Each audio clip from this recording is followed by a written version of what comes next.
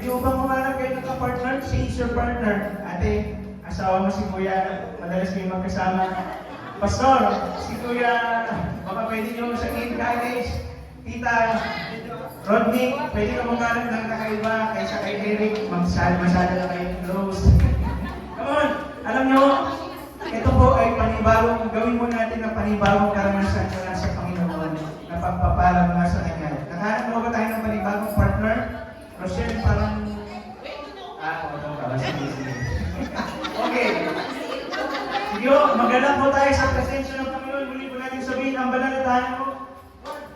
1, 2, 3, go! Ang banal na